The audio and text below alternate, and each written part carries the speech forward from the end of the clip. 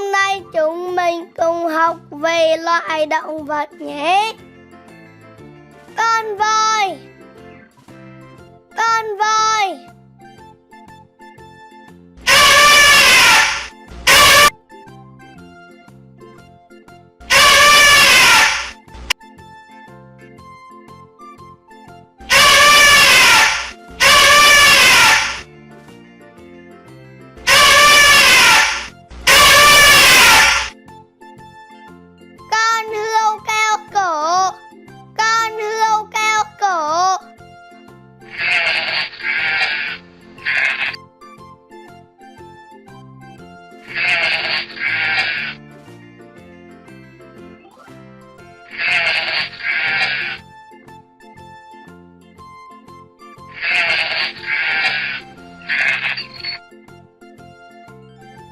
Tê giác.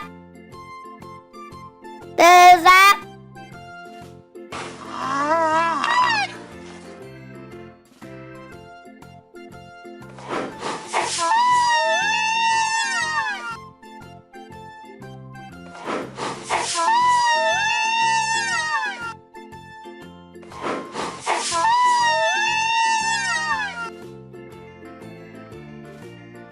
Con đà điểu.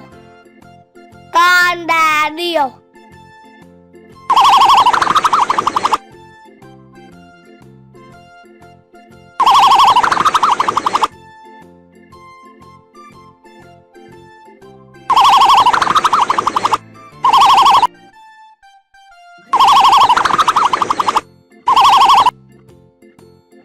Con sư tử. Con sư tử.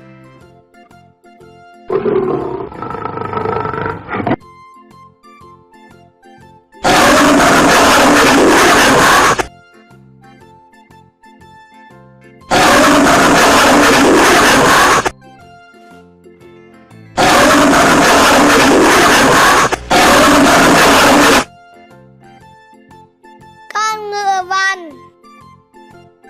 Con ngựa vằn.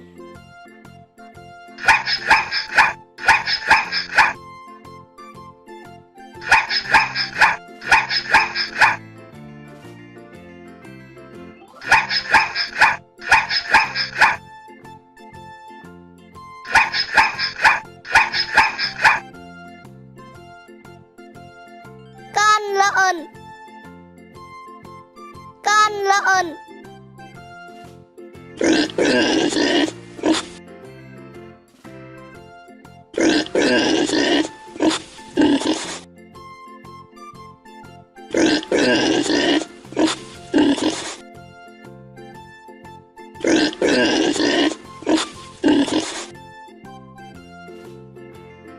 Con khỉ. Con khỉ.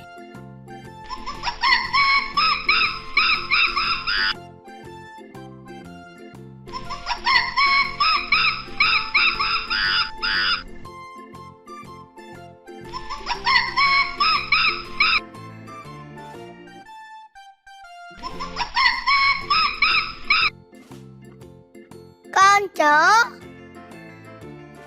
Con chó.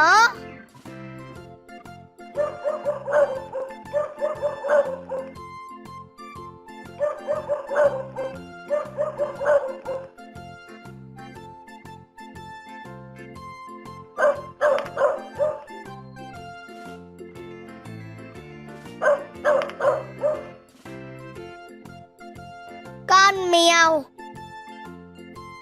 Con mèo. Mèo, mèo.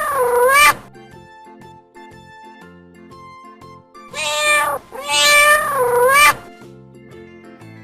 Mèo, mèo. Mèo. Mèo, mèo. Mèo.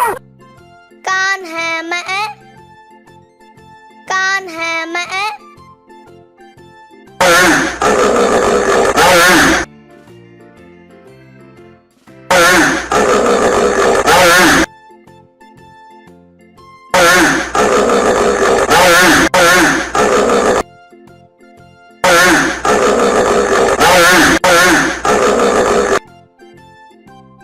Con dê. Con dê.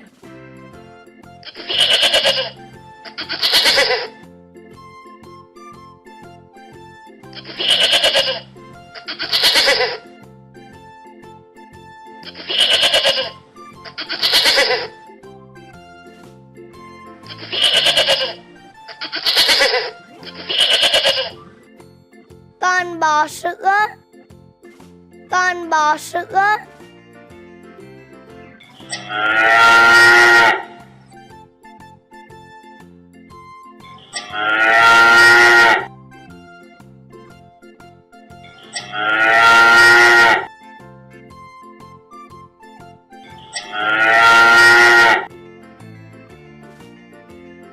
Con chim cánh cụt.